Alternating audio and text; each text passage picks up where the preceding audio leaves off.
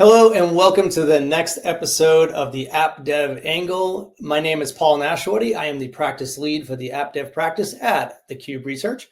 I'm joined today by Jack. Want to introduce yourself, Jack? Hi, thanks for inviting me, Paul. I'm Jack Poller. I'm founder and principal analyst with Paradigm Technica, an analyst firm focusing on AI and security.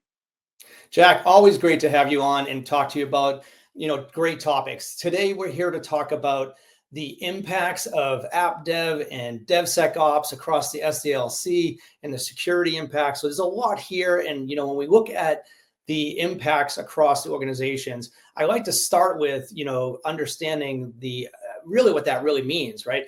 When I think of the AppDev practice, I think of everything from day zero, day one, day two, and DevSecOps. So build, release, and operations, anything in the CI/CD pipeline, and anything that touches the SDLC or the software development lifecycle.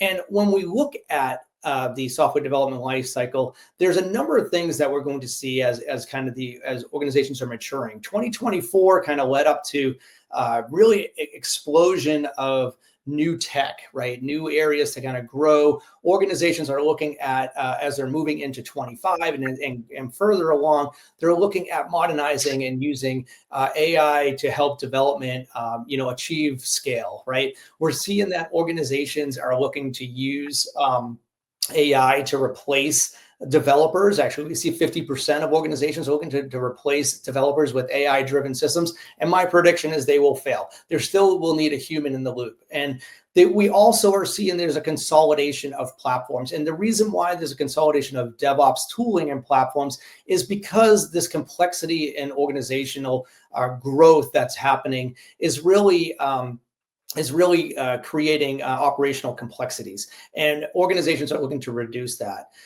Finally, we're going to look at areas where there's productivity challenges. Organizations are sitting with their developers that are reporting that they're only spending their time doing 24% of their day writing code, Jack. I mean, that's not a lot of time. If you're a developer and you're trying to write code and you're spending only 24% of a quarter of your day writing code, that's not a lot. And then, of course, we see, with that expansion, we're going to see the adoption of low code and no code across organizations, letting the citizen developer take over and drive some of their own code development. So there's a lot happening around governance and compliance. But most important, Jack, and this is what I want to talk to you about today, is focusing in on where security and DevOps and DevSecOps kind of interlace with one another, right? We see that supply chain attacks and zero-day vulnerabilities are increasing, and over 60% of organizations are planning to embed DevSecOps as a practice and their fundamental requirement. What are your thoughts around this? Well, it's interesting that you say only 60% are going to look at DevSecOps. And my question to everybody is, why isn't that 100%? And why isn't it now? Right? We've been thinking about DevSecOps since 2012 when Gene Kim coined the term. So it's 13 plus years now, and we're still very mature at thinking about security. I recently had a conversation with a senior architect who said, we code first, then we figure out if the product has traction in the market, then we do design, and then we do threat modeling and add security. And for most applications in DevOps even, security is a bolt-on afterthought, and I think that's a major problem. And I think, go ahead. No, I agree with you, Jack. I think that security being a bolt-on afterthought, somebody once told me you need to slow down to go faster when you're releasing code, right? And that's exactly the point that you're trying to make, I believe. It is, and it is also that it doesn't matter what it is in IT. If you have a computer, you have security issues that you have to deal with. And if we don't think of them at the very beginning of the process, then the farther along we are in the process, the more expensive it gets to fix it and the harder it is to fix it. And that's what the term shift left is all about, is shifting the timeline left, thinking about security earlier and earlier. In this particular discussion with this particular architect, I was talking about threat modeling, which is really the concept of taking a look at what you're designing and figuring out how attackers are going to exploit the system, and then putting in security controls so that they can't do that, or re-architecting and redesigning the system so they can't attack it the way you thought it was going to be attacked. The big problem we have from a an overall societal, DevOps, DevSecOps environment is developers aren't compensated. They're not paid on security. They're paid on functionality and schedule. And until we start bringing security into the conversation as early as possible, we're still not going to be able to secure our applications. We'll always have, as you mentioned, 0 days because we didn't think about this particular type of attack, or we had a very simple code bug that somebody is exploiting that we could have fixed had we thought about it very early in the process. And that sort of gets me to thinking more about sort of AppDev and DevSecOps and AppDev tools, security tools in the AppDev pipeline. And I think part of the problem is the security tools come from security practitioners who understand security, but don't necessarily understand the application development process, particularly in modern application development, where you have CI/CD, the continuous integration, continuous deployment pipeline, where everything is automated, and you need the tools to be not only automated, but to be part of a workflow so that they don't become a roadblock or a gate in that workflow, that they have to be automated and provide feedback in such a way that developers can leverage that feedback. And even though we've been thinking about this and doing this for 13 years, I don't think the tool sets are there yet. Yeah, Jack. I mean, I think that when our conversation we were talking about earlier before this recording, we were talking about how AI is really kind of playing a big role in this, right?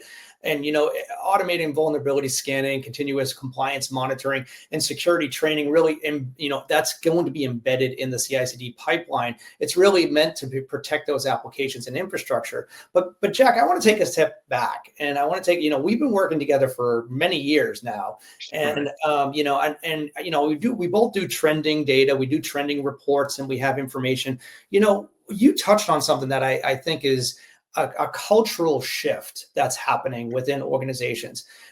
DevOps, AppDev, and DevSecOps and security, they all have different KPIs, right? And they all have different, goals and bonus structures and whatever they're doing, right? So, a couple of years ago, 2022, I ran a study, and I found that only 29% of organizations were running continuous integration testing as part of their CI/CD pipeline. But then fast forward to last year, 2024, that number jumped to 66%. And there was, to touch to your point there was a cultural shift. I was talking to organizations, why back in 2022 was it only 29%? And a lot of the organizations say, well, we do sprint releases, we do Scrum methodologies and kind of agile software methodologies, and push fixes out the door quickly. But here's the fact of the matter: if you and I travel, right, Jack? So like we go to an airport, and then we go to our destination, and we pull up our phone and we go, hey, I want to get a car, and I pull up a ride service app, and say that ride service app crashes. Right? Well, maybe it's my phone, so I'll try it again, right? And if it crashes a second time, I'm probably going to another ride services app, right? And then I'm probably not going to go back to the first one, right? So that kind of stickiness of that application is important, right? The importance becomes increasingly more important when it becomes security and banking. What if I open up a banking application and I did a debit, but the credit didn't occur? That's a big problem, right? So I see, to your point, Jack, a lot of organizations are kind of instituting service level objectives, or SLOs, and they're kind of moving towards that North Star for the organization, right? And that's what I think a lot's happening. What are your thoughts around that in the context of security? Because that's a big factor.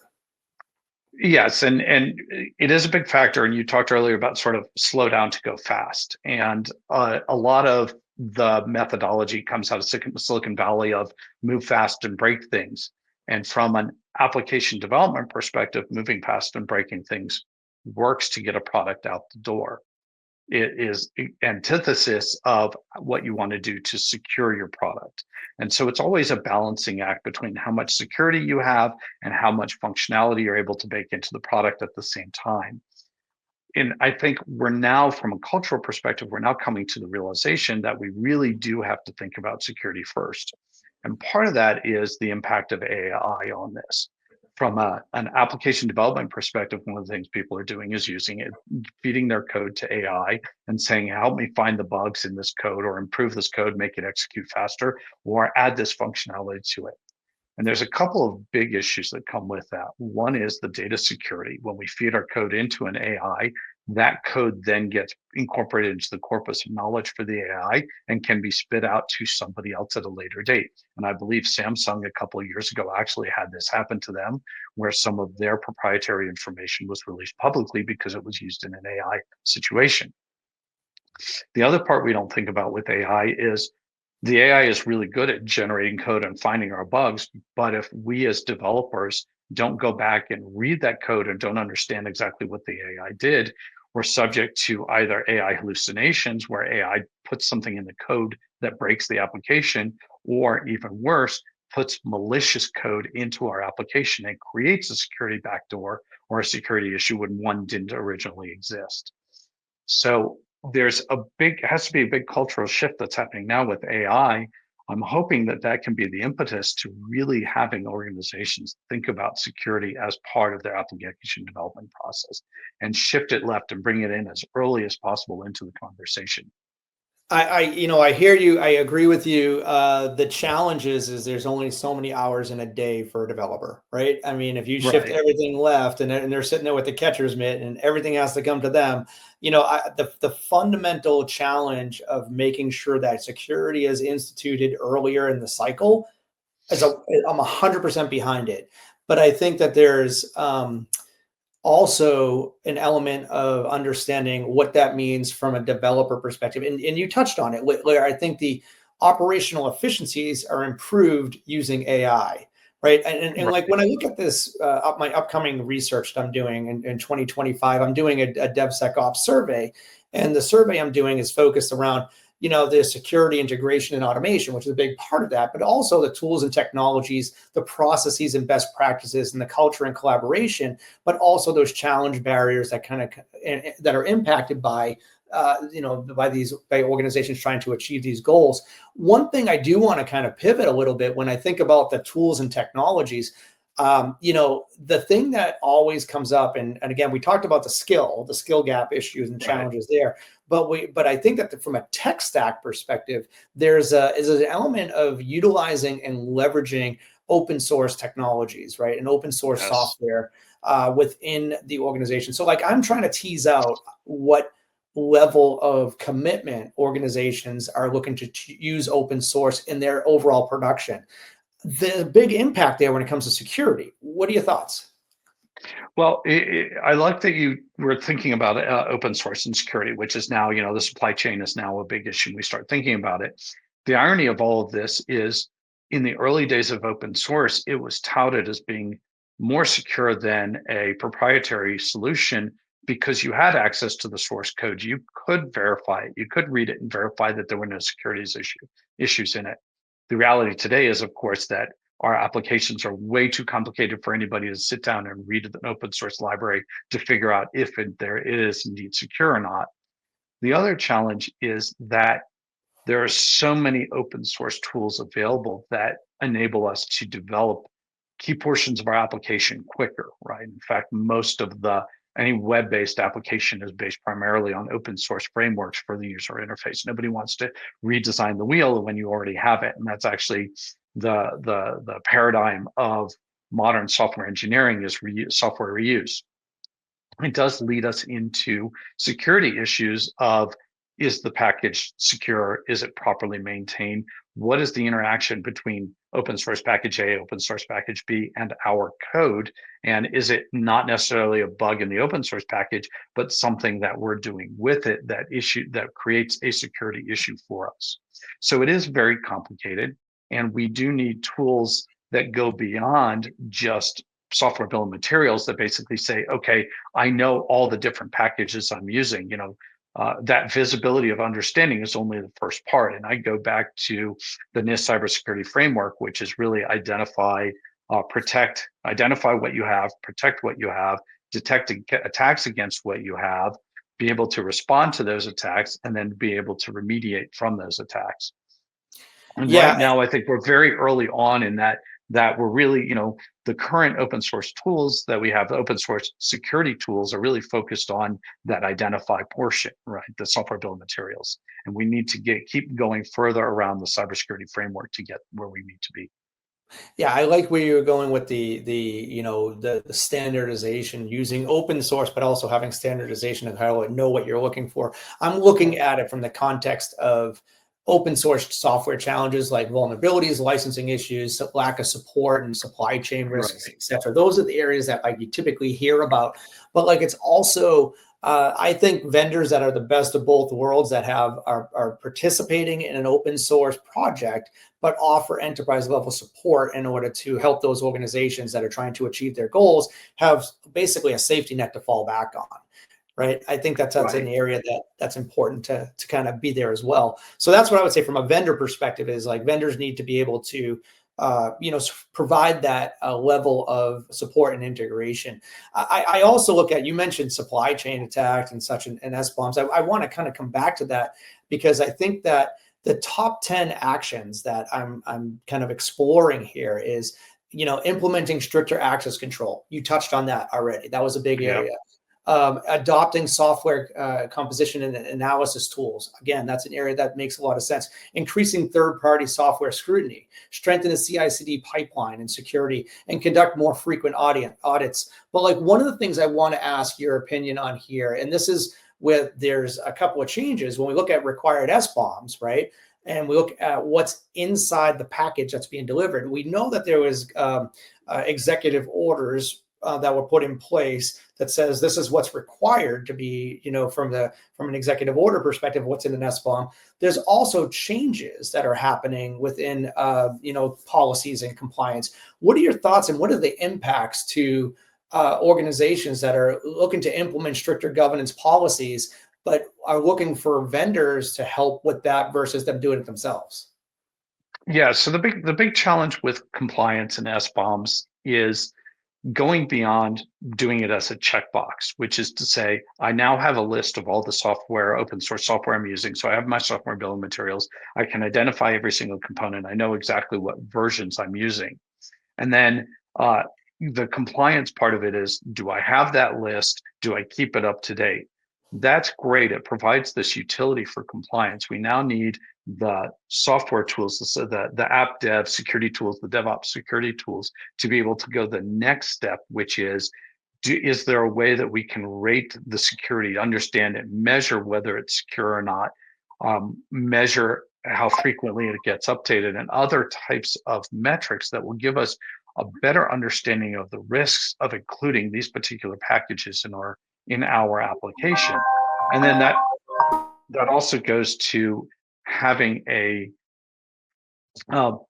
is there an option? Is there an alternative to this package? If the risk of using this package is high, is there an alternative, whether it's another open source package, a third-party paid tool, or even we develop duplicate functionality on our own because we think the risk of using that package is very high.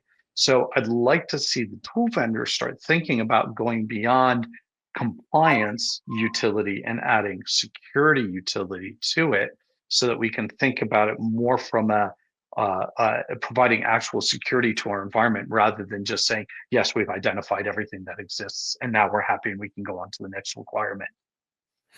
Yeah, absolutely. And when we look at this and the research that we're doing, of course, as you know, we look at the future spending, we look at where things are coming from and such. I look forward to kind of continuing this conversation with you, in a few months when we have this research back and kind of distilling down all the key findings. Because I think what we're looking at here is really going to hit those points spot on. Jack, I want to give you the last word here before we close, but I do appreciate your time today. Your insights are always valuable, and I definitely enjoy talking to you about these topics because you bring a perspective that certainly, I look at it from a very app dev perspective. You look at it from a security perspective, and those two things very much complement each other. So, any last thoughts? Absolutely. Well, I think, as I said, I think we're in a very early stage of the security of the modern app dev development environment, and the very early stage of DevSecOps. And I think there's the future looks bright. And I think a lot of your research is going to show that we have a lot of challenges, but we also have a lot of very innovative ways of dealing with those challenges. And so I'm looking forward to continuing the discussion. So it's been a pleasure, Paul. Thank you. Absolutely, Jack. Jack, it's always a pleasure talking to you. And like I said, this is just the tip of the iceberg. There's so much to talk about here. There's a lot of research across each one of these areas, across the SDLC and across security. The audience, I want to thank you for your time. I also want you to let you know that you can reach out to Jack or myself, continue this conversation, continue the dialogue, and we're more than happy to share with you some insights around our research and finding. So thank you for your time today and enjoy the rest of your day. Have a good day. Thank you.